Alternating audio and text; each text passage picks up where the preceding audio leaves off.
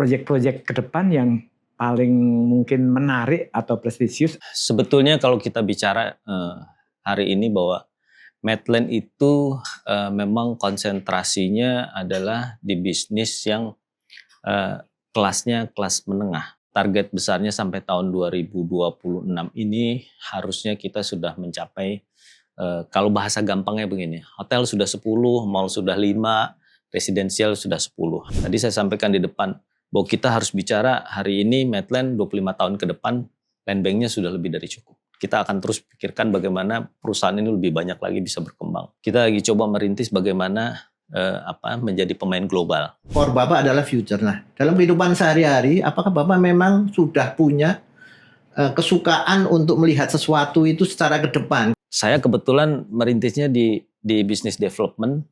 Jadi mulai dari di bawah kita ketemu. Saya dulu ikut dalam pembangunan Metropolitan Mall.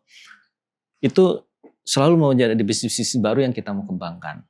Nah, dari situ saya pikir bagaimana kita dilatih untuk melihat ke depan. Nah, jadi tapi di satu sisi lain, saya tidak pernah memimpikan saya akan menjadi CEO di perusahaan ini, Pak.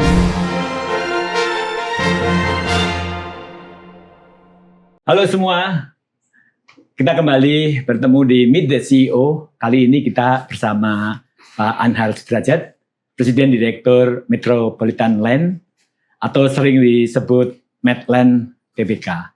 Selamat siang, Selamat Pak siang, Anhar. Pak. Ada hal yang menarik di industri terutama properti karena di tahun kemarin dan tahun ini termasuk yang paling banyak tantangan gitu.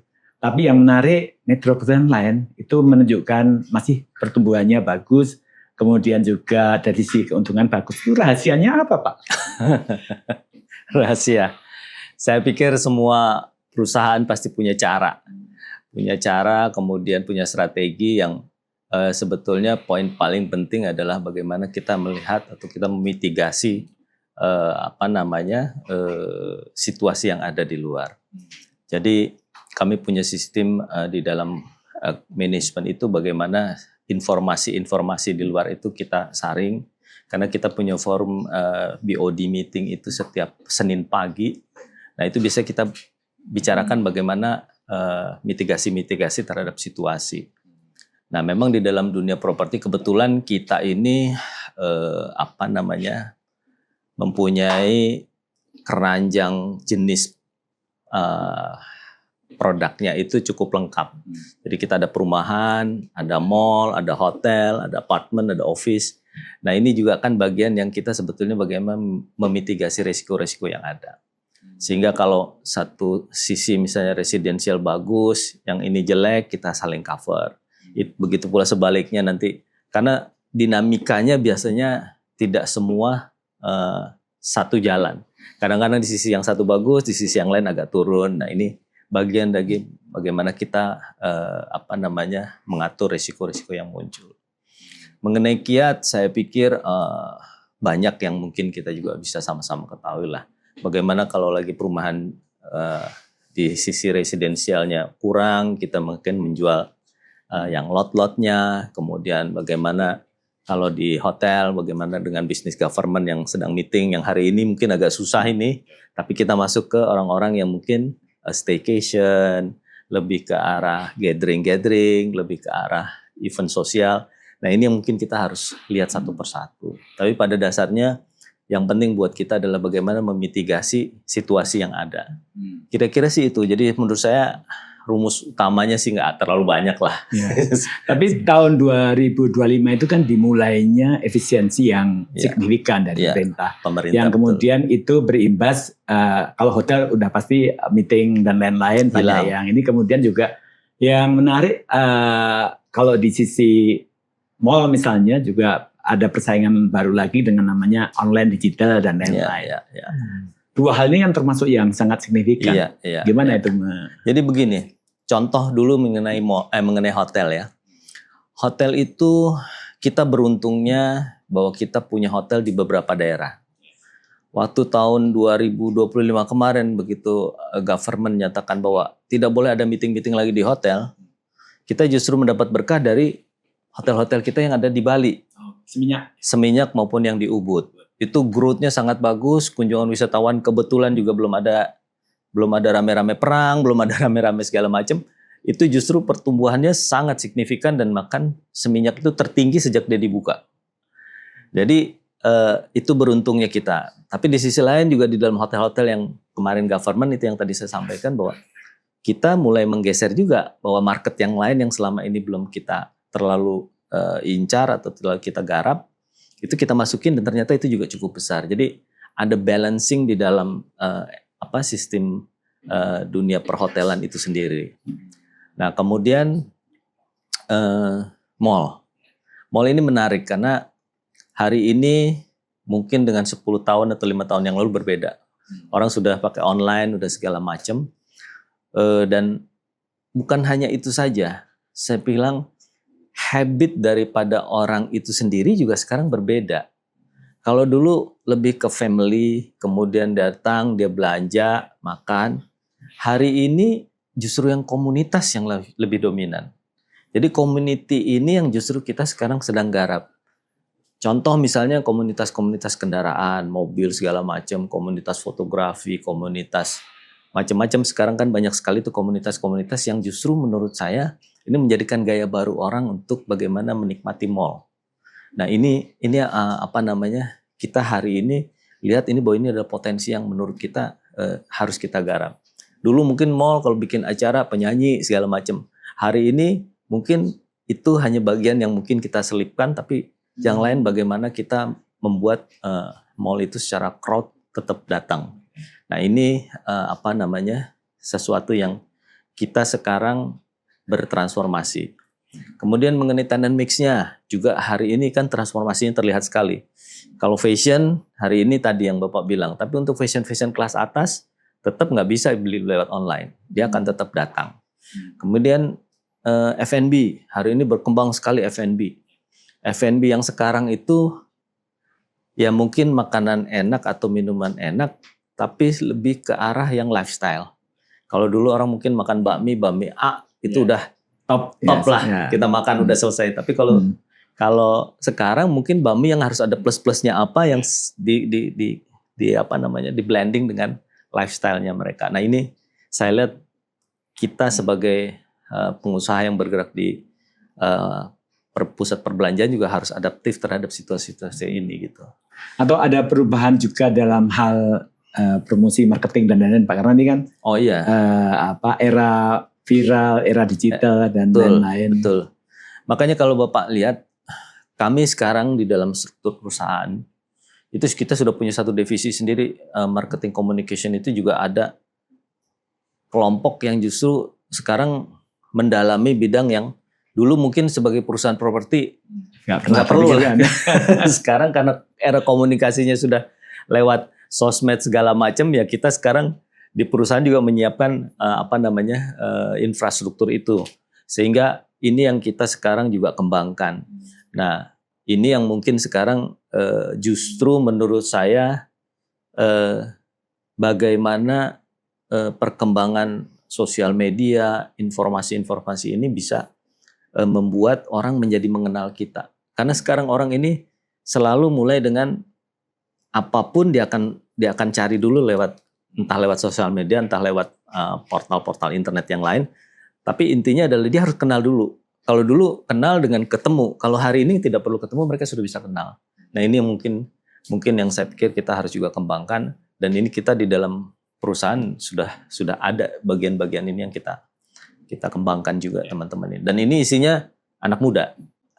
Jadi kalau bilang wah ini cara Gen Z sama Gen, saya pikir ya memang kita perusahaan juga harus adaptif terhadap situasi ini dengan perkembangan generasi-generasi yang seperti sekarang gitu.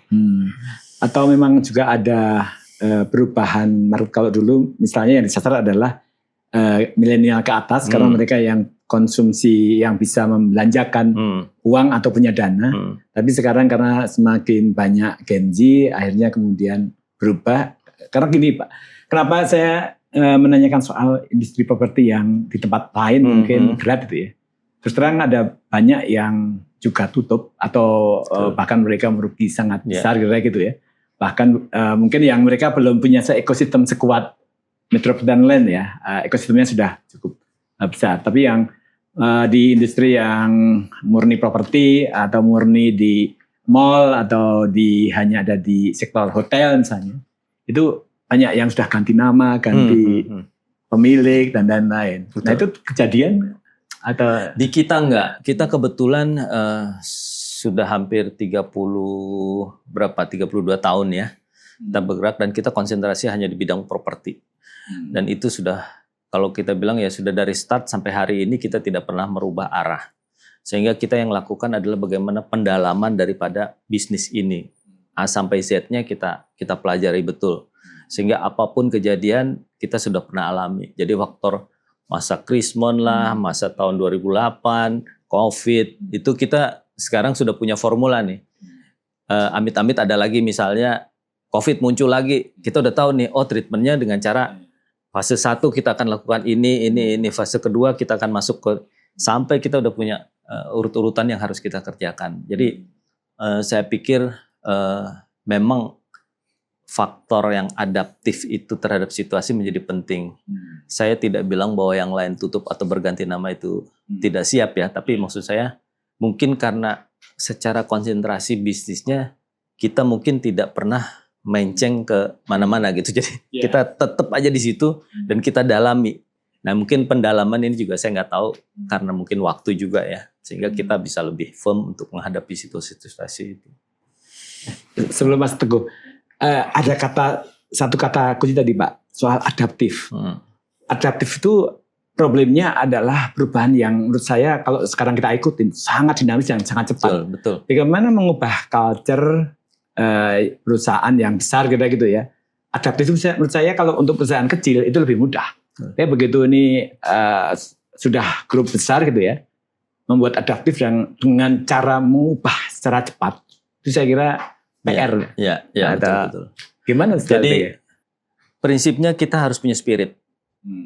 Medland ada spirit, ada 6 spirit di dalam perusahaan kita yang juga menjadi culture daripada perusahaan. Itu sebetulnya kalau kita menyebutnya kami ini semua adalah Medlanders. Karyawan itu Medlanders. Medlanders itu harus punya spirit yang 6 itu. Nah ini tinggal masalahnya nanti kita bagaimana mensosialisasikan itu dengan mudah kepada para karyawan. Kita sedang mempersiapkan cara yang mudah hari ini mungkin orang dengan lagu-lagu, dengan apa. Nah ini kita sekarang yang tadi saya bilang kita sudah punya tim yang ini yang bekerja nih. Para anak muda yang menyiapkan bagaimana membuat spirit ini tidak seperti dulu. Kalau dulu mungkin dihafalkan tiap pagi pakai jargon-jargon, nanti tidak, kita hafalkan aja dalam bentuk musik, nyanyian. Sehingga orang kalau pada saat misalnya contoh salah satu spirit adalah integritas. Mereka melenceng aja dari integritas dia karena dia sudah nyanyi-nyanyi dia akan teringat bahwa ini tidak boleh, spirit ini tidak boleh dilanggar. Nah, jadi ini kita bikinkan spirit-spirit yang kekinian caranya. Tapi poinnya adalah kita harus punya spirit itu. Nah, ini yang kita kembangkan sesuai dengan zamannya tadi.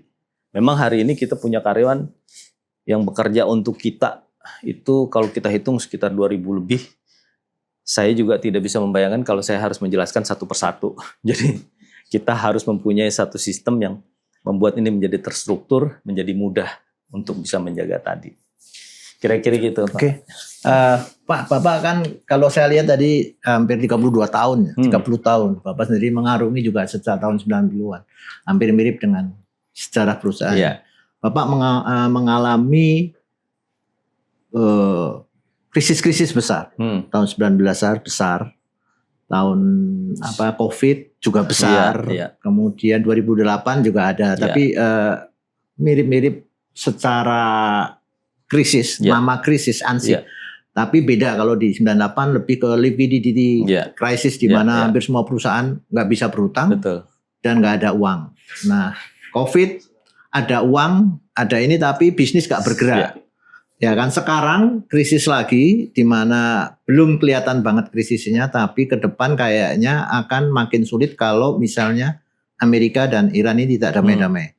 Nah, apakah dari pengalaman Bapak ada yang sama polanya dan ada yang quote unquote agak sama penanganannya atau simply mereka berbeda?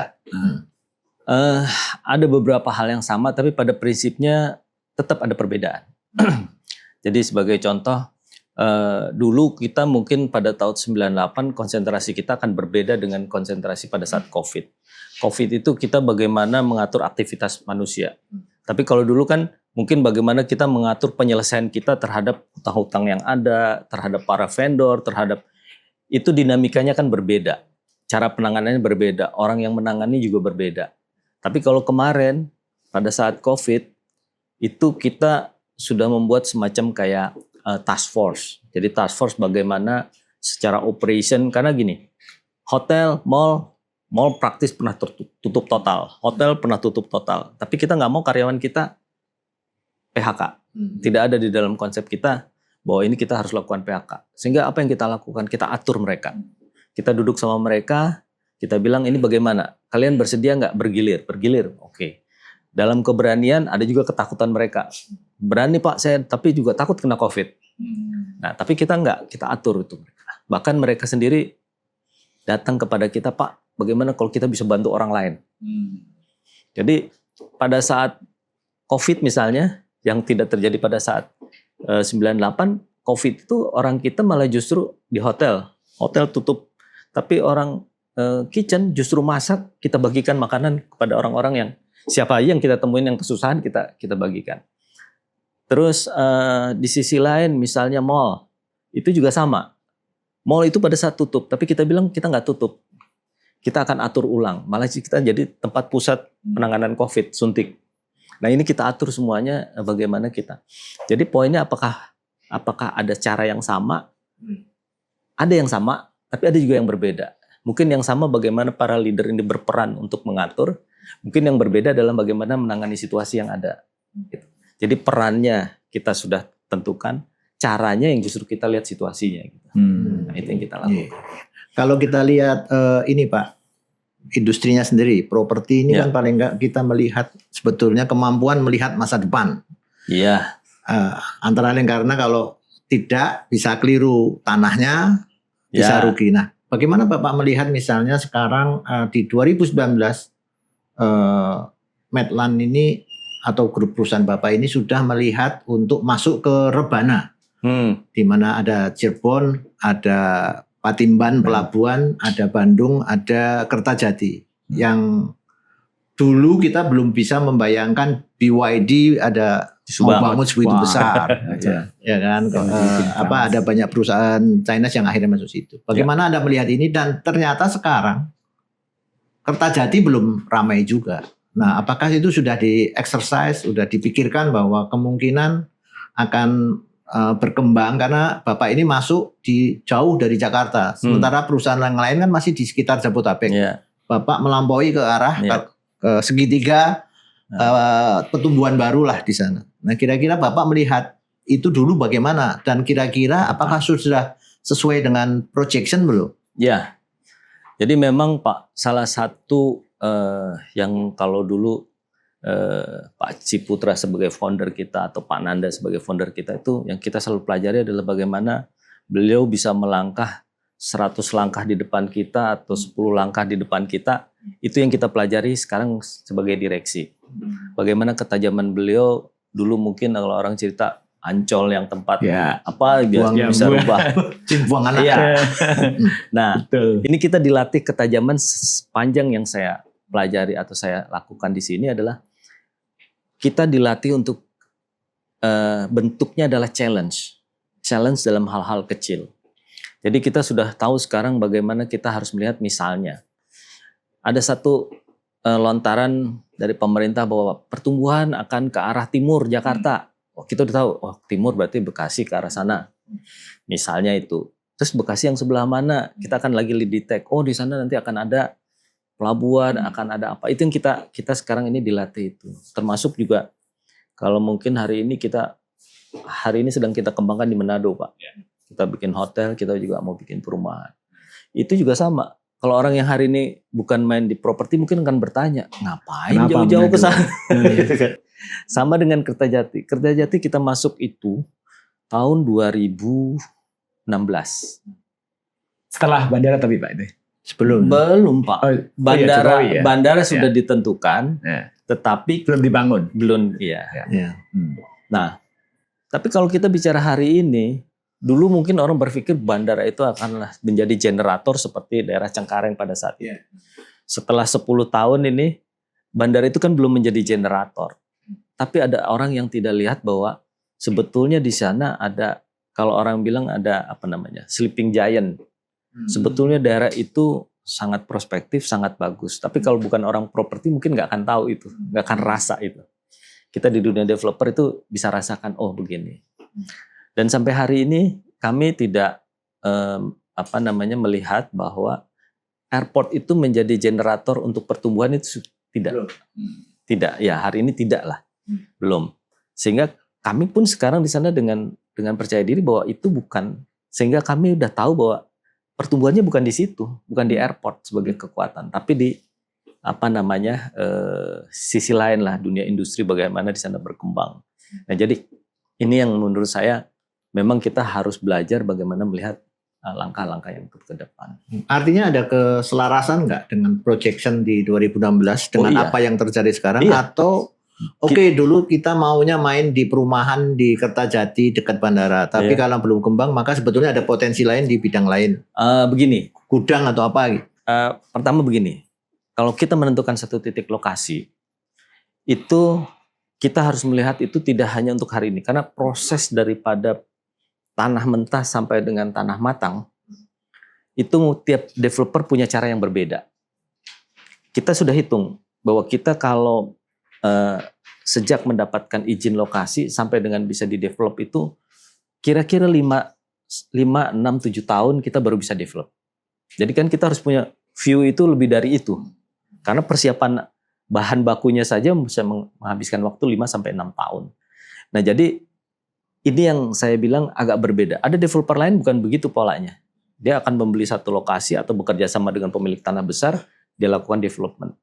Kita tidak, kita hampir sedikit atau tidak terlalu banyak yang kita kerjasama dengan pihak itu untuk mendevelop satu lokasi. Nah, ini yang saya lihat bahwa developer itu memang tidak pernah melihat jangka pendek untuk mengembangkan usahanya. Dia harus punya view minimal 10 tahun, 20 tahun, 30 tahun. Bahkan kalau kita selalu percaya bahwa land bank itu harus mencukupi sampai 25 tahun. Jadi kita punya tanah itu harus bisa 25 tahun. Hari ini kita Medland menjaga land bank kita itu harus bertahan selama 25 tahun. Dengan setiap tahun dijual, tapi di sisi lain setiap tahun kita harus menambah land bank kita. Jadi kita udah punya rule of thumb. Jual satu harus beli berapa, jual satu harus beli berapa di tiap lokasi itu ada rule of thumb-nya.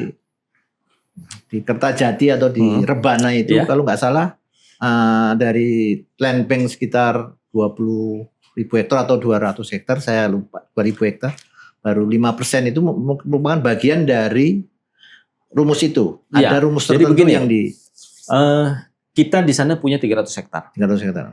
Rebana itu kurang lebih 20 sekian ribu kalau hektar. Secara all ya, Rebana. Segitiga Rebana. Di sana banyak sekali industri-industri. Kalau Bapak lihat tadi Bapak bilang ada BYD, ada segala macam. Itu bisnis yang kami Medland tidak masuk. Kita tidak masuk ke sektor kawasan industri.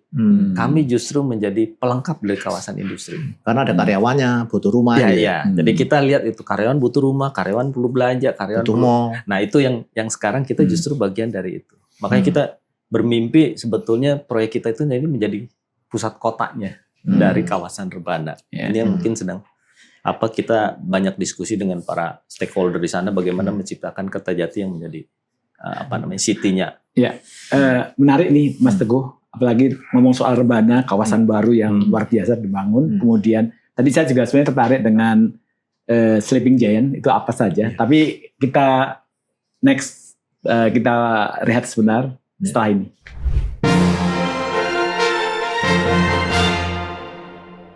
Kembali bersama Pak Anhar. Ternyata yang menarik dari bisnis properti adalah membaca masa depan. Nah ini banyak hal yang, ini bukan soal bagaimana kayak featuring semacam nujum enggak, tapi ini memang sangat logis, sangat menarik. Kenapa misalnya membuka lahan baru, usaha baru, bisnis baru, itu memang semua ada hitung-hitungannya dan itu menarik. Tadi sempat kita tunda yang terkait dengan sleeping giant. Mungkin itu semacam binatang apa itu sebetulnya itu? Jadi begini Pak, rebana itu sudah didesain, kawasan rebana itu sudah didesain mungkin 10 tahun, saya pikir lebih dari 10 tahun yang lalu oleh planolog yang bekerja sama juga dengan luar negeri. Jadi kalau sekarang ada pengelola kawasan rebana, mereka sekarang ini sedang masuk tahap bagaimana mengaplikasikan apa yang di dalam konsep. Jadi kita sudah lihat itu ada beberapa proyek nanti kawasan industri, intinya di mana, ininya di mana, itu semua ada. Nah jadi orang mungkin sehari ini tidak melihat bahwa itu sebetulnya sudah hari ini tuh semua sudah terbagi-bagi. Banyak kawasannya ya kalau bahasa orang mungkin terkafling-kafling, tapi sebetulnya itu bagian yang hari ini ya tidak banyak orang lihat. Orang hanya tahu itu perlintasan tol dari Jakarta menuju ke Cirebon atau menuju ke Semarang atau menuju. Tapi bahwa itu sudah dikembangkan dengan perencanaan yang lebih matang, itu menurut saya sesuatu yang orang mungkin tidak tahu. Kenapa itu menurut saya lebih baik? Bapak bisa bayangkan Bekasi zaman dulu, itu kan sebetulnya didesain dengan pemikiran yang tidak jauh berbeda bagaimana kawasan rebana itu dikembangkan. Hanya masalahnya dulu itu mungkin tidak dipikirkan lebih panjang waktunya. Lebih terkonsep bagaimana membaginya. Nah ini yang saya lihat hari ini kawasan rebana itu jauh lebih terencana. Nah tinggal masalahnya bagaimana kita mulai masuk. Mungkin kita lihat di sana sudah ada BYD, sudah ada Finvest, sudah banyak sekali para investor yang kalau hari ini mereka lebih senang tidak disebut-sebut daripada mereka ramai dibicarakan orang. Itu perusahaan-perusahaan itu kalau Bapak pakai sepatu yang bermerek hari ini, itu pabriknya ada di Majalengka Pak. Itu banyak sekali. Kemudian kalau Bapak mengkonsumsi mie hari ini, Central Kitchen itu ada di sana. Nah jadi banyak yang memang hari ini tidak terlalu banyak orang ingin terlihat, tapi sebetulnya itu sudah terencana dengan baik. Nah hanya mungkin gini, ini masalah timing, moment of truth daripada kapan mereka harus mulai mengembangkan dan kapan mereka harus start untuk melakukan development. Nah ini semua yang terlibat di dalam kawasan rebana itu sudah punya time frame-nya. Saya sering sekali karena saya masuk di dalam satu forum kawasan rebana itu bersama para pengusaha di sana. Mereka semua punya time frame hari ini. Dan itu semua berjalan dan kita sudah dalam tanda petik membagi-bagi porsi masing-masing untuk bagaimana kawasan ini menjadi tumbuh lebih baik. Nah kembali ke cerita Bekasi. Bekasi kawasannya kan kita lihat hari ini mungkin agak berantakan. Terkesan Bekasi ini hari ini kumuh. Terkesan bahwa hari ini Bekasi kurang terencana. Sebetulnya kalau itu dulu secara disiplin dikerjakan, rencana kawasan Bekasi ini menurut saya harusnya lebih baik. Nah ini yang saya pikir semoga nanti kawasan rebana ini disiplin terhadap rencana itu menjadi sesuatu yang harus ditegakkan gitu. Kalau enggak nanti akan muncul seperti Bekasi hari ini yang kalau kita lihat walaupun menurut saya perkembangan ekonominya luar biasa tapi terkesan kurang tertata. Nah menata ini kan menurut saya memerlukan sesuatu yang ditegakkan dengan betul atau diterapkan dengan betul lah. Karena kalau enggak tadi kita akan punya problem baru bagaimana urbanisasi terjadi, bagaimana mendevelop satu perkotaan yang secara moda transportasi tidak terencana, bagaimana bagaimana ini terjadi daerah-daerah itu tidak banjir, bagaimana pengaturan sistem pembuangan air kotor dan air bersihnya. Itu menurut saya menjadi penting di dalam mendevelop satu kawasan. Apalagi dengan luas yang cukup sekian puluh ribu hektar itu yang penting menurut saya satu kawasan dikembangkan. Karena banyak sekali kawasan yang sekarang menurut saya, kan banyak sekali kawasan ada di Batang, ada di Kendal, saya berharap semua kawasan itu tentunya baik, tapi harus direncanakan yang justru visinya mungkin tidak hanya sekedar hanya untuk kawasan, tapi harus kita lihat secara lebih besar lagi, secara lebih meluas dan besar. Karena bagaimanapun Pulau Jawa ini kan pertumbuhan ekonominya terutama Jawa Barat kan paling besar. Sehingga ini harus terencana dengan baik. Saya pikir itu yang kita perlu lihat bagaimana Sleeping Giant ini hari ini belum kelihatan. Mereka memang mencari timing yang paling pas untuk melakukan development. Faktor yang nanti, karena semua sekarang sedang menunggu waktu yang tepat, timing yang tepat. Kira-kira faktor apa saja yang ditunggu itu sehingga ini waktunya sudah tepat. Apakah misalnya menunggu pemerintahan yang jauh lebih stabil atau pertumbuhan ekonomi yang terlihat naik atau nunggu investor dari luar datang sebanyak mungkin atau begini menurut saya semua pengusaha atau para pemain di dalam bisnis ini kan melihat satu adalah moment of truth-nya, kapan yang paling pas untuk masuk, apa yang dia lihat dari situ. Satu adalah ekosistem bisnisnya, ekonominya apakah ini sudah waktunya apa belum, ada life cycle daripada bisnis, ada life cycle daripada barang-barang, ada life cycle segala macam. Kemudian yang kedua mungkin kalau kita bilang politik, mungkin ada faktor politiknya, tapi menurut saya hari ini mungkin Indonesia tidak termasuk yang terlalu berguncang-guncang politiknya, tapi mungkin juga kadang-kadang orang membacanya itu sebagai hal yang penting. Tapi untuk beberapa industri mungkin hal itu menjadi tidak terlalu penting juga bisa. Tapi yang ketiga yang menurut saya adalah yang paling penting hari ini adalah kepastian hukum. Orang masih menunggu banyak hal mengenai kepastian hukum. Ini yang mungkin kadang kala kami kebetulan juga ada partner dari asing.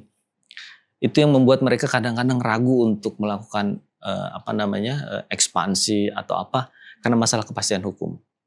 Nah, jadi ini menurut saya kalau kita sebagai pengusaha di Indonesia mungkin lebih tahu bahwa di Indonesia kepastian hukumnya sekian atau B atau C atau D gitu. Tapi buat mereka mungkin masuk ke A aja mereka sudah takut. Nah, jadi ini mungkin menjadi faktor penting bahwa bagaimana mensiasati ini menjadi sesuatu yang sebetulnya opportunity buat kita. Nah, ini yang saya lihat banyak pengusaha terutama asing sangat-sangat memimpikan bagaimana kepastian hukum di dalam mereka berbisnis ke Indonesia. Apalagi kalau mereka berpikir untuk berpartner, itu ketergantungan kita terhadap partner kan menjadi penting.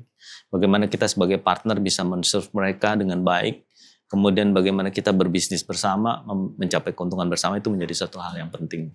Jadi menurut saya hari ini ketergantungan terhadap situasi itu juga mungkin menjadi parameter mereka untuk kapan mereka bisa masuk ke lokasi-lokasi ini. Kalau kita melihat umur Medlan yang udah panjang ini, kira-kira bisa diungkapkan nggak dalam sekian tahun itu perusahaan merasa paling nyaman, paling bagus in term of revenue-nya itu di tahun-tahun berapa? Dan kira-kira melihat sekarang itu gimana? Misalnya untuk 2025 gitu. Kita kadang-kadang sering mengaitkan ini dengan siklus. Dulu orang bilang dunia properti itu siklusnya 8 tahun sekali. Kemudian dia akan turun landai, akan naik lagi nanti 8 tahun. Tapi hari ini kelihatannya kemarin ada optimisme bahwa ini fluktuasinya 5 tahun sekali. Sehingga ini menjadi lebih pendek masa emasnya. Nah, ini tentunya menjadi sesuatu yang kita sebagai pemain mempelajarinya sebagai sesuatu yang tidak harus fluktuasi-fluktuasi ini kita ikuti. Ada opportunity. Nah, ini yang kadang-kadang setiap pengusaha akan berpikirnya berbeda. Misalnya, momentum pada saat kami berpartner. Kadang-kadang itu membuat kita menjadi lebih percaya diri atau orang melihat kita menjadi lebih baik karena kita berpartner. Sehingga secara bisnis itu menjadi baik. Tapi ada juga kadang-kadang justru kalau kita berpisah, kita lebih mandiri itu menjadi lebih baik. Nah, ini kan pilihan-pilihan daripada situasi. Jadi kalau ditanyakan kapan momentum terbaik, menurut saya ini sangat tergantung daripada kita bagaimana bisa memainkan timing-timingnya. Contoh misalnya begini, kami punya beberapa lokasi land bank. Kami sekarang ini ada lebih dari 21 atau 22 project yang sedang running. Kita bisa mainkan itu sesuai dengan situasinya. Misalnya begini. Hari ini market paling tebal adalah kelas-kelas menengah. Mungkin menengah bawah sedikit sampai menengah itu paling tebal. Kalau situasi ekonominya membaik, ini market paling enak. Terus pada saat ekonomi membaik juga, market kelas atas itu biasanya jauh lebih berani. Tapi pada situasi ekonomi yang agak landai, keberanian ini akan berbeda. Kelas-kelas menengah bawah, yang penting saya masih dapat kerjaan, saya harus punya rumah. First time buyer. Dia harus punya rumah dulu. Tapi buat yang kelas atas, ini udah rumah kedua, rumah ketiga, mereka kadang-kadang lebih takut untuk menginvestasikan dananya. Nah ini yang kita di dunia properti, kami terutama beruntungnya karena punya spreading market itu kan besar. Karena proyek kita kebetulan tersebar ada yang market kelas atas, ada yang market kelas bawah, hotel pun kita spreading kelas-kelasnya, mall pun demikian. Jadi ini kita tinggal lihat situasinya aja. Jadi kalau mau lihat bagus, sebetulnya harusnya kita bilang ya bagus terus. Kecuali ada hal khusus ya, misalnya kayak COVID ya, semua perusahaan juga nggak bisa survive. Atau krisis, ya semua juga nggak bisa. Tapi justru menurut saya COVID, kasus di COVID, pada saat COVID, kita justru memetik sesuatu yang bagus. Orang banyak yang berpikir mau kerja di rumah. Begitu mau kerja di rumah, dia nggak mungkin lagi kerja di apartemen misalnya. Dia akan cari rumah kelas menengah pun tidak apa-apa, dia punya kota yang lebih leluasa, lebih besar. Justru bagus. Kita punya market, punya hasil pada saat itu bagus. Karena orang spend. Kemudian orang yang biasanya pergi ke luar negeri, orang-orang yang kelas menengah atas, mereka kan nggak bisa keluar negeri, bukan nggak mau, nggak bisa. Akhirnya uangnya dipakai apa? Ya dibelikan rumah. Nah jadi dia spending juga di situ. Nah itu keberuntungan kalau kita punya market segment yang sangat lebar. Makanya kita yang tadi mungkin di awal saya cerita bagaimana keranjang itu kita atur isinya, yaitu tujuannya untuk mengantisipasi situasi itu. Kalau melihat 2025 gimana Pak kira-kira? Dari keranjang itu market apa yang tumbuh paling bagus dan secara overall kira-kira sesuai perencanaan belum? Growth, earning maupun laba bersihnya? 2025 buat kita challenging. Karena dibandingkan tahun 2024 itu lebih berat karena pergantian kepemimpinan, politik berganti. Itu ada saat-saat di mana mungkin kita ada ketidakpastian. Tapi kembali lagi kita lihat bahwa sebenarnya market globalnya ini, ekonomi globalnya ini bagaimana. Kami beruntungnya pada tahun 2025 itu belum atau hampir tidak ada pengaruh daripada efek industri. Industrinya belum terlalu jelek, sehingga market yang tadi saya bilang kelas bawah itu atau menengah itu masih tetap aman. Jadi bisa survive. Nah yang masalah itu adalah market yang kelas menengah dan menengah atas. Nah ini keberanian untuk spend-nya pada tahun 2025 kelihatan lebih lemah dibandingkan yang kelas menengah bawah. Nah beruntungnya kita karena kita kebetulan lokasi-lokasi kita yang ada di sisi timur Jakarta ini kelasnya lebih banyak yang kelas menengah agak bawah sedikit. Jadi itu lebih sustain buat kita untuk survive. Walaupun tetap kalau bicara marketing sales tidak terlalu turun, bahkan mungkin sama. Tapi mungkin ada problem lain bahwa kita punya penjualan ini pengakuannya kan akibat PPNDTP itu semua kita akui karena aturannya harus kita akui. Harusnya kita akui sehingga kita masukkan semua pada tahun 2024. Kita agak melonjak waktu tahun 2024 kita punya earning itu, tapi tahun 2025-nya sehingga itu kita tidak bisa atur. Karena dengan PPNDTP ini sebetulnya satu pola yang kita sudah atur kalau tanpa PPNDTP itu biasanya ada sesuatu yang kita akui tahun berikutnya. Kalau bahasa gampangnya punya tabungan-tabungan yang kita sudah siapkan. Tapi karena PPNDTP proses itu terkat gitu lah. Mungkin mudah-mudahan ini berjalan terus ya. Jangan sampai nanti dari PPNDTP tiba-tiba dihapus. Nah ini akan polanya bergeser lagi. Jadi akan ada lag. Tadi dibilang challenging itu dari 2024 ke 2025 akan flat atau turun atau naik, Pak? Kalau 2024 ke 25 kita turun. Sekarang bicaranya 25 ke 26. Ya, sekarang kalau 2025 ke 26 sampai dengan triwulan hari ini, triwulan pertama, kita masih boleh dibilang tidak turun. Masih oke. Mudah-mudahan oke terus ya Pak. Karena ini sekarang ada perang lah, ada yang isu bahan bakar lah, ada isu segala macam. Kita tidak berharap ini menjadi lebih jelek. Tapi kalau dari 2025 itu market mana yang strong dibanding yang lain? Tetap menengah-menengah. Tetap menengah yang menengah ke bawah. Menengah ke bawah. Karena saya juga sempat wawancara dengan pengusaha properti lain. Saya tanya apakah daya beli yang sangat rendah di masyarakat, bahkan motor pun tidak beli, turun. Apakah akan mempengaruhi market Anda? Ternyata dia bilang saya nggak main di market rendah, saya main di market 2 miliaran ke atas. Dan so far oke-oke aja. Maksudnya market itu memang duitnya sebetulnya ada, tinggal agak nyalinya itu berani nambah apa enggak gitu. Ada dua hal Pak. Satu nyali, kedua lokasi. Ada lokasi-lokasi yang memang sangat bagus sehingga price value-nya itu menjadi lebih bagus. Jadi orang kalau bilang misalnya 2 miliar kalau lokasinya katakanlah kuotaan kita agak ekstrim, Pondok Indah pasti murah sekali. Iya. Tapi ada bilang orang 2 miliar kalau di daerah Bekasi udah mahal sekali. Nah ini tergantung daripada itu tadi. Kalau bicara nyali, saya sepanjang pengetahuan saya orang-orang yang kelas menengah bawah yang di mana mereka rumah itu adalah rumah pertama, itu jauh lebih berani dibandingkan mereka yang membeli rumah kedua, ketiga. Dan mereka lebih disiplin misalnya di dalam cara membayar. Sepanjang mereka dari dia punya salary cukup, dia punya kemampuan cukup, perusahaannya berkembang baik, tempat dia bekerja, itu keberaniannya jauh lebih tinggi. Karena mereka sekarang kan backlognya kan besar kan, masih sekian juta rumah.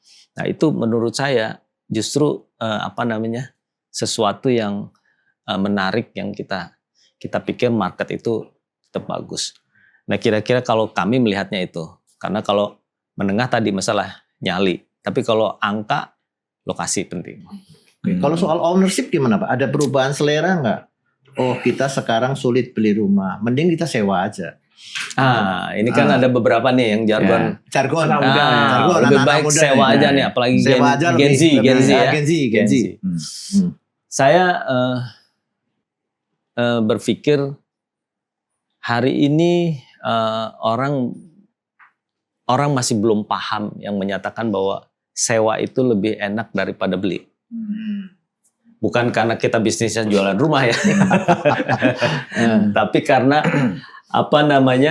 pemahaman bagaimana investasi itu dan terutama investasi di rumah itu sesuatu yang tidak bisa dibandingkan dengan menyewa. Karena bagaimanapun investasi di rumah itu jauh lebih firm dibandingkan mungkin hari ini kalau kita bicara saham, kita bicara emas, kita bicara kepastiannya jauh lebih tinggi investasi di rumah. Kemudian dibandingkan dengan sewa. Mereka akan merasa bahwa hari ini beruntung. Tapi mereka mungkin setelah 10-20 tahun mereka akan bilang, waduh rugi.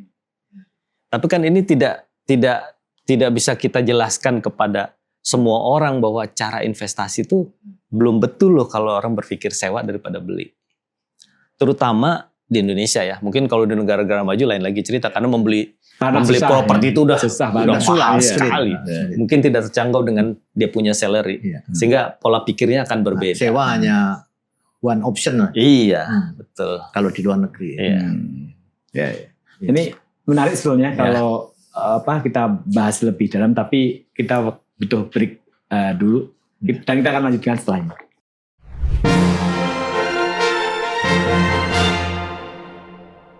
Di industri ini yang paling banyak menentukan adalah bagaimana membaca ke depan. Nah ini cukup menarik karena berkaitan juga dengan nanti rencana ke depan jangka panjang dari Metropolitan Land ya untuk melakukan beberapa ekspansi termasuk yang sudah mulai dibangun sekarang ini Pak Aner. Termasuk misalnya gini, baik itu untuk wilayah Jakarta, Jabodetabek, kemudian juga nanti wilayah di Jawa Barat. Karena yang dua ini saya kira termasuk yang besar dan yang menarik mungkin juga gini terkait dengan infrastruktur Jabodetabek yang sedang dibangun. Karena ada MRT, LRT, kemudian juga jalan tol yang sekarang sebenarnya sudah di Pantura sudah cukup kuat. Nah, ini proyek-proyek ke depan yang paling mungkin menarik atau prestisius atau nanti akan menjadi jualan utama di mana aja? Oke. Sebetulnya kalau kita bicara hari ini bahwa Medland itu memang konsentrasinya adalah di bisnis yang kelasnya kelas menengah. Jadi menengah atas sedikit, menengah bawah sedikit. Sehingga dengan demikian sebetulnya orang bisa membaca atau kita semua membaca strateginya akan kemana.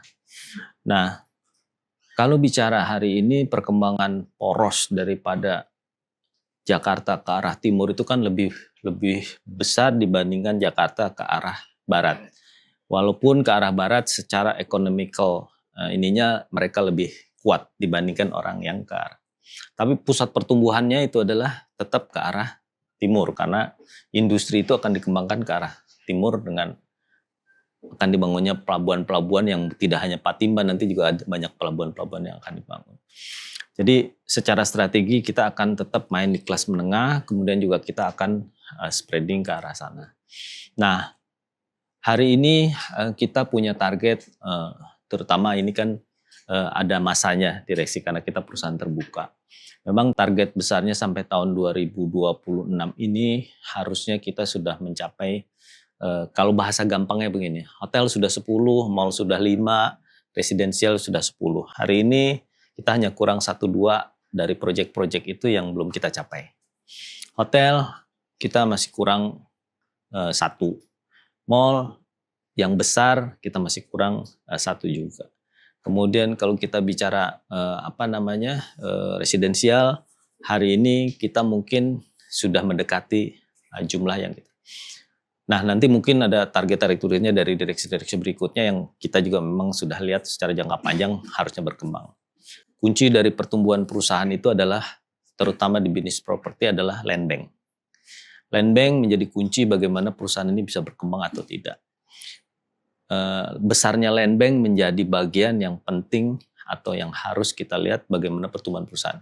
Tadi saya sampaikan di depan bahwa kita harus bicara hari ini Medland 25 tahun ke depan land banknya sudah lebih dari cukup. Tapi kita kan tidak cukup sampai 25 tahun. Kita akan terus pikirkan bagaimana perusahaan ini lebih banyak lagi bisa berkembang. Nah, itu yang pertama. Yang kedua, kita hari ini juga tidak mau menjadi pemain kelas domestik saja. Kita lagi coba merintis bagaimana menjadi pemain global. Sebetulnya menjadi pemain global itu sudah kita lakukan lama sebelum ini. Kita sudah punya proyek-proyek di Vietnam, itu sudah ada. Kita sudah punya dulu namanya Horizon Vietnam, Hanoi, hotel. Kemudian ada beberapa proyek luar negeri. Kerjasama dengan luar negeri pun kita sudah lakukan dengan perusahaan-perusahaan asing itu sudah lama. Nah, kita sekarang bertekad untuk juga menjadi pemain, justru kita pemain di luar itu. Nah, ini sedang kita jajaki, makanya kita kalau Bapak lihat ada Go Global. Kita punya jargon baru namanya Go Global. Itu bukan hanya proyek baru, tapi pola pikir di dalam setiap Medlanders itu, bagaimana mereka sudah sama setara kemampuannya dengan para pemain di luar negeri. Nah, ini yang kita sekarang sedang rancang di dalam perusahaan, baik itu orangnya maupun caranya. Orang kita sudah siapkan program-program talent yang kita siapkan untuk bagaimana generasi ini bisa berganti. Kemudian cara kita juga sedang siapkan bagaimana kita bisa mengembangkan proyek-proyek luar negeri. Mungkin seminggu 2 minggu lagi juga saya akan pergi ke luar untuk lihat prospek-prospek itu di luar. Jadi saya pikir perusahaan yang akan dan pengen berkembang itu harus punya program yang cukup jelas, dan kami sudah melihat itu di mana lokasinya. Tinggal bagaimana mengeksekusi daripada lokasi-lokasi itu aja yang kita mungkin harus lihat lebih detail lagi nanti. Itu juga karena melihat banyak market luar masuk ke Indonesia, ekosistemnya juga jalan, dan kita juga mencoba untuk ke sana. Kira-kira begitu. Jadi kenapa kita berpikir seperti itu? Saya pikir kita sudah banyak bekerja sama dengan perusahaan-perusahaan asing. Cara kerja, metode kerja itu tidak jauh berbeda. Cara pola pikir mereka melihat nggak jauh berbeda dengan kita. Bahkan ya kalau saya bilang pengusaha Indonesia properti itu lebih jago karena tantangannya lebih banyak. Tadi saya bilang kepastian hukumnya di Indonesia kan ya boleh dibilang kita hari ini belum sempurna lah. Tapi bagaimana mensiasati ketidaksempurnaan itu supaya bisnis itu tetap berjalan, kan ada triknya. Ada caranya, ada strateginya, tanpa melanggar hukum ya. Tapi ini kita kan harus siasati. Tapi kalau kita berusaha di luar negeri, semua kepastiannya sudah ada. Saya yakin kita lebih jago lah. Kita lebih bisa untuk mengatasi itu. Tinggal masalahnya kesempatannya kita, mungkin kapitalnya yang berbeda. Ya, tapi saya pikir saya hari ini harus mempunyai optimisme bahwa kita hari ini harus punya kemampuan untuk berpikir dan bekerja secara global. Nah, itu yang mungkin kita sudah canangkan tahun ini, bagaimana kita bisa masuk ke dunia global. Sudah ada negara-negara yang jadi target? Mudah-mudahan. Kita sudah lihat beberapa, nanti kita akan coba masuk. Makanya minggu depan, 2 minggu lagi saya coba akan pergi untuk lihat lebih pasti lagi lah. Mudah-mudahan Pak. Ya, ini menarik. Tapi juga yang di Indonesia, terutama Jakarta ini, karena kebetulan salah satu audiens terbesar publik kita kan yang paling melek dan cepat sekali berganti, dan ekonominya paling tinggi kan Jakarta dan sekitarnya. Ya. Untuk proyek-proyek Jakarta sendiri yang akan dikembangkan. Begini, kita proyek, ini pengertiannya harus besar ya. Greater Jakarta atau Jakarta? Greater Jakarta. Yang berkembang itu Greater Jakarta. Kalau Jakarta sendiri praktis sebetulnya, kalau Bapak lihat misalnya di dunia properti, tanah-tanah di daerah Pondok Indah, Kebayoran, Menteng, practically kenaikannya kalau kita ukur dengan percentage itu kecil. Tapi Bapak bisa lihat kalau tanah-tanah yang Greater Jakarta, kenaikan persentasenya itu makanya orang selalu menarik berbisnis atau mempunyai investasi di bidang tanah dan perumahan ini, karena kenaikannya jauh lebih besar. Bisa kelipatannya itu bisa 2-3 kali lebih tinggi dibandingkan di Jakarta. Nah, jadi kalau kita berpikir gimana Greater Jakarta, kita garap Greater Jakarta, dan kita sudah punya cukup land bank untuk Greater Jakarta, karena kita ada di timur, ada yang timur selatan, kemudian kita punya di barat. Jadi saya pikir itu strategi. Kalau orang bilang gimana dengan orang lain yang punya ribuan hektar, strategi kita bukan itu. Kita strateginya adalah spreading terhadap lokasi. Jadi pilihan-pilihan lokasinya lebih banyak, tapi tidak besar-besar. Ya walaupun secara ukuran mungkin 200 hektar kan sudah lumayan juga untuk kita bisa kembangkan. Saya pikir itu. Ya, artinya mengintegrasikan integrasi transportasi publik, kemudian juga dengan tempat tinggal, dengan mall, dengan hotel. Kalau kita lihat sekarang yang sudah mulai kelihatan di Greater Jakarta kan LRT misalnya gitu ya. LRT ya. Sudah kelihatan tuh di Cibubur dan beberapa lokasi ya. Ya. Nah kalau sebenarnya kan Bekasi juga bagian dari itu. Apakah juga nanti ke depan akan ke sana juga gitu ya? Jadi ini menarik nih ya. Contoh kita punya proyek di Medland Puri itu proyek itu sudah kita kembangkan 30 tahun lebih di sana sejak buka tanah. Kalau sekarang hari ini tempat itu dijadikan titik tempat stasiun MRT, artinya kemampuan kita membaca atau kebetulan. Ya kan? Ada orang bilang ini kebetulan, tapi sebagian orang bilang ya karena kita bisa baca bahwa nanti moda transportasi itu akan berkembang sampai ke sana.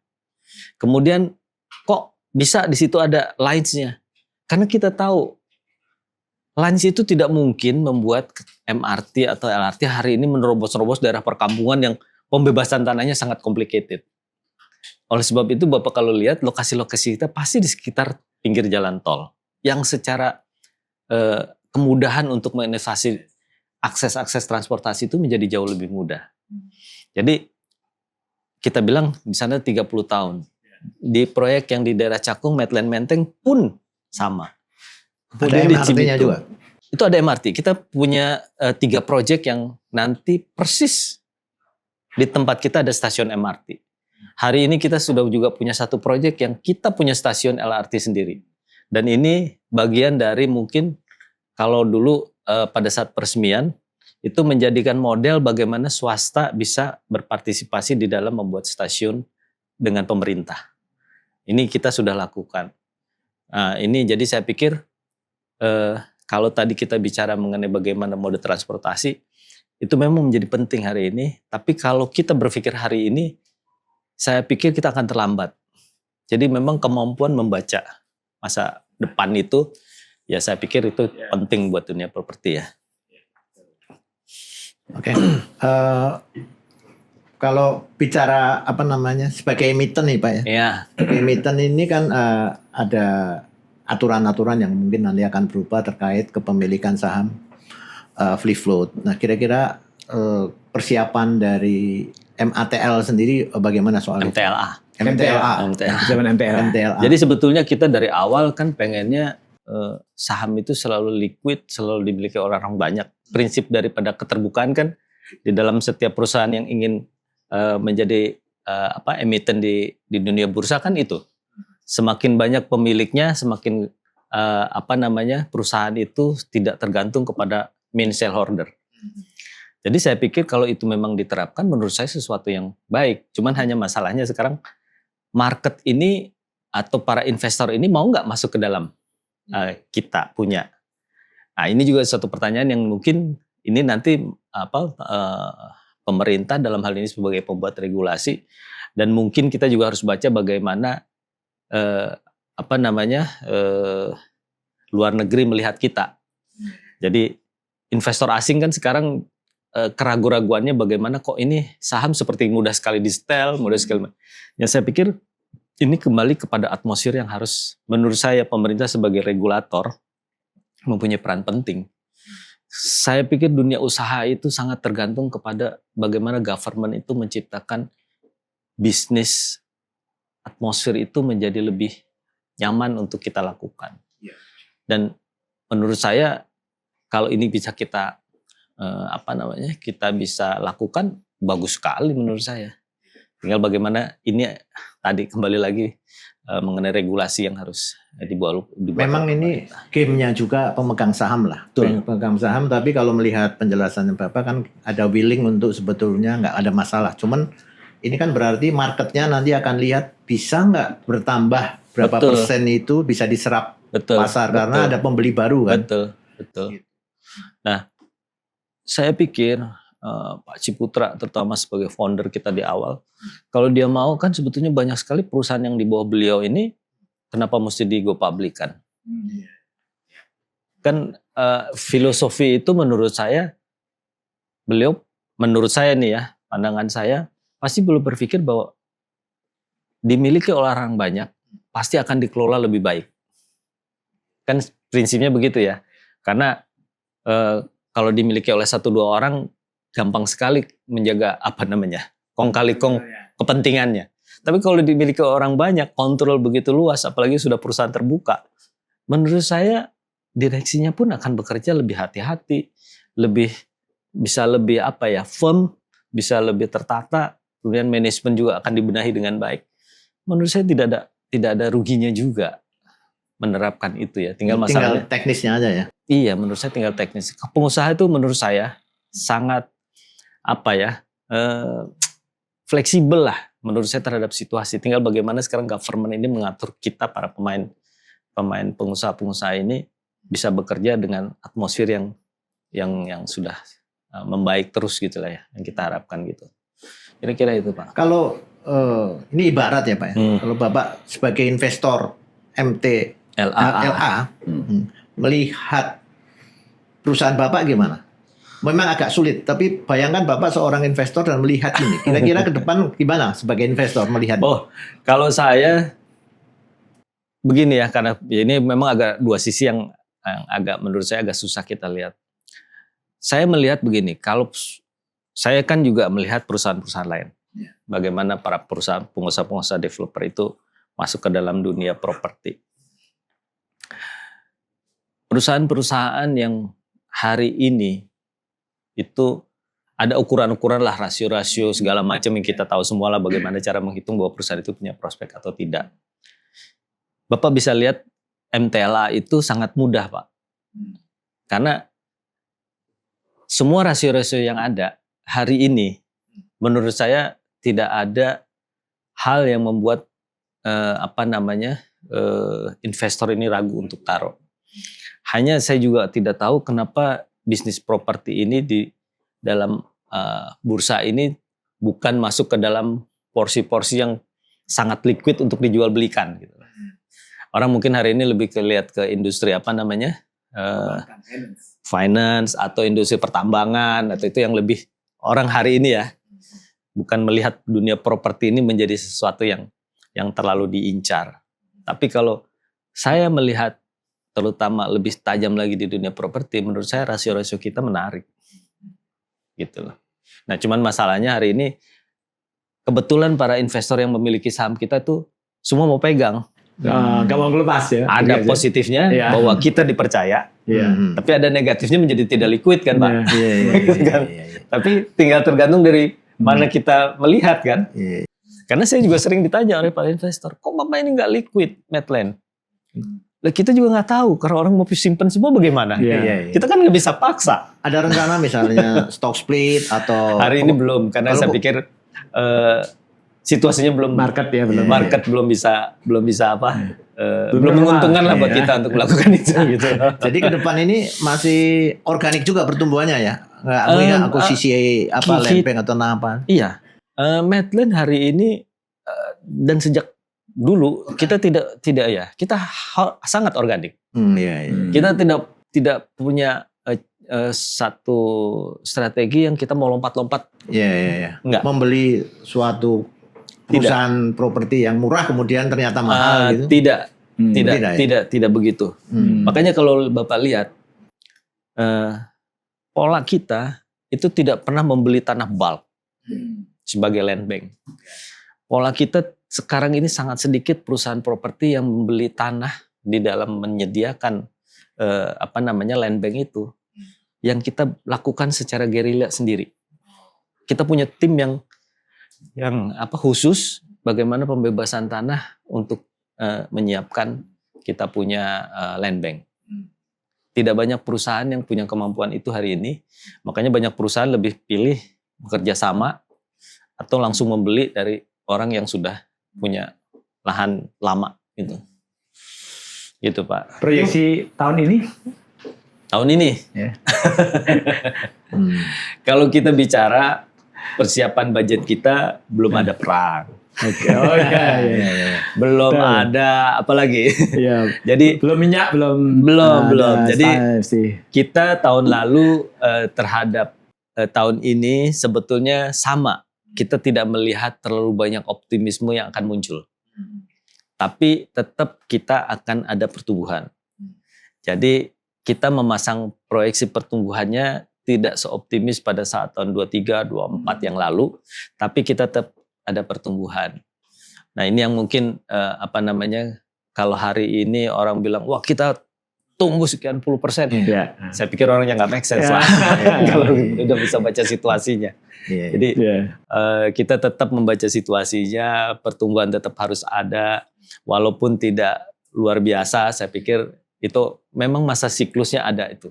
Jadi kita harus terima itu siklus-siklus waktu itu. Oke, mungkin satu pertanyaan lagi ya, Mas. Ini sebagai pribadi, Pak. Bapak masuk perusahaan ini tahun 90-an dari merangkak dari awal menjadi kemudian seorang CEO.